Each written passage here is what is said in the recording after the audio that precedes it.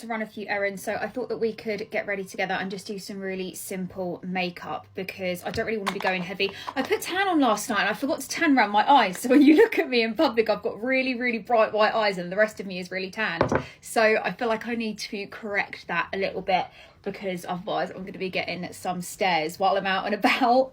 For primer, I'm just going to go in with my One Size Beauty Oil Sucker. I bought this when I was in America and oh my god, it is incredible.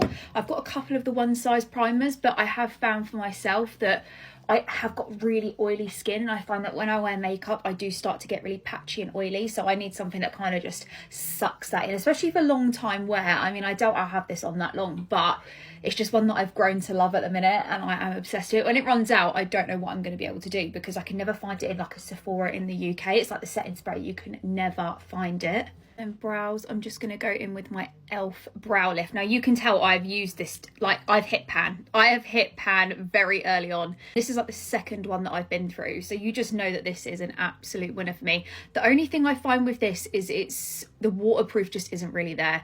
It's if it's raining, if you wear this to the gym, like your eyebrows are going to fall down very, very quickly. That's one thing I have found. I remember I took it to the Dominican with me and it was obviously like raining half the bloody time we were there, and my eyebrows were just like boom, they were just falling down and I was like, oh dear.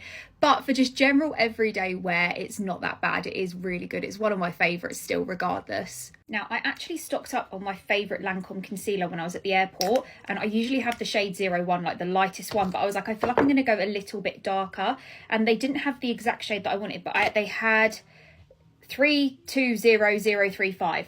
And I was like, okay, right, we're going to try that one. And I feel like it does match a lot better when I have got a bit of tan on my face.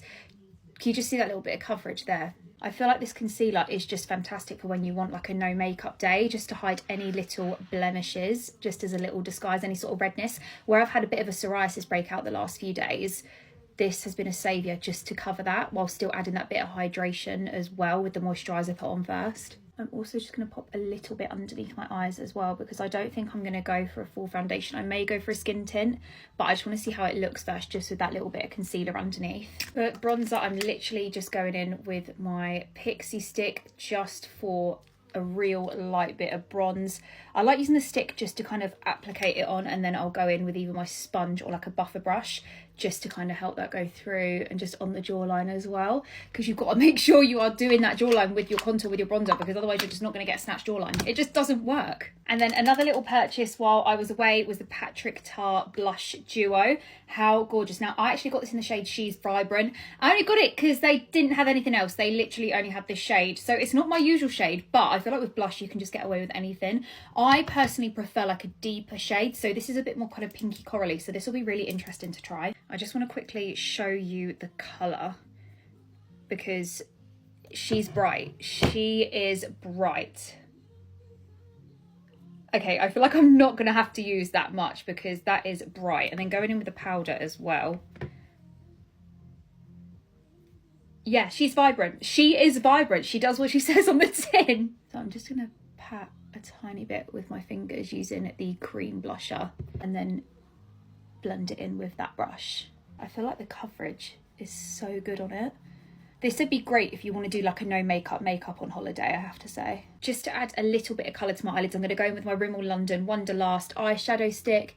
This is brilliant just for adding a pop of colour to the lids, and you can make it as subtle as you want. I just use my finger to blend it in, to be honest. And I feel like having blue eyes, kind of having that browny kind of burgundy look on the lids, I feel like it literally just makes your eyes pop. And then I've literally just tight lined with my Maybelline tattoo liner, which she's running out. I need to get another one, but I actually don't know if they still stock it, and it is my favourite thing in the world. Lashes, we're just going to go in with the Rimmel Thrill Seeker just to add a little bit of volume. Lips, I'm going to keep super simple with my Barry M lip liner in the shade Tan.